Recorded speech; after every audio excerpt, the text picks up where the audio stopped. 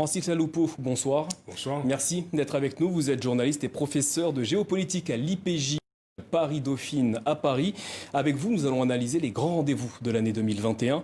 Sur le continent, 10 pays vont connaître des élections législatives ou présidentielles. Arrêtons-nous sur un d'entre eux, le Bénin, où le président Patrice Talon n'a pas encore fait part de ses intentions. Cependant, certains le disent qu'il se présentera pour un second mandat. D'ores et déjà, l'opposition et la société civile mettent en garde contre un scrutin joué d'avance. L'issue de ce scrutin est-elle déjà planifiée au Bénin ? On peut le craindre parce que d'abord il faut préciser que c'est la 7e élection présidentielle au Bénin depuis l'instauration de la démocratie en 1990. Mais cette fois-ci, on pourrait assister effectivement à une élection à haut risque parce que, comme on l'a souvent souligné au cours des 5 dernières années, presque 5 dernières années, les fondamentaux de cette démocratie ont été sévèrement remis en cause. On a assisté en 2019 à des élections législatives sans opposition, suivi ensuite d'élections communales toujours sans opposition.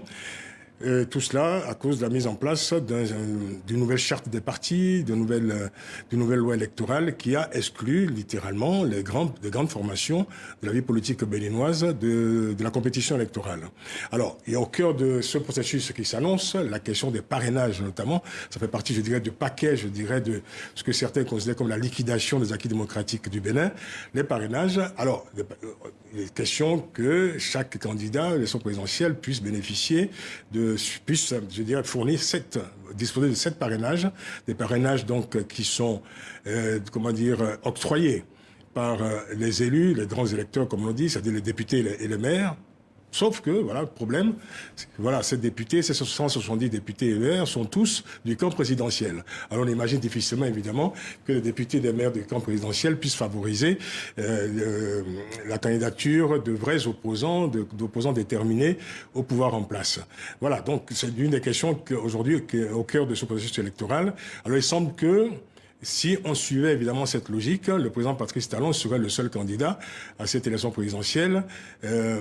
Autrement, il pourrait éventuellement choisir ses propres opposants. C'est ce qu'on lui reproche désormais. Voilà, donc c'est une élection qui sera scrutée avec beaucoup d'attention.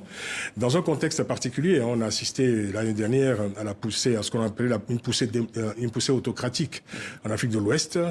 L'exemple de la Côte d'Ivoire, l'exemple de la Guinée-Conakry. Et le Bénin aujourd'hui est dans le champ d'observation de tous ceux qui s'inquiètent désormais de cette dérive autocratique qu'on observe un peu partout sur le continent.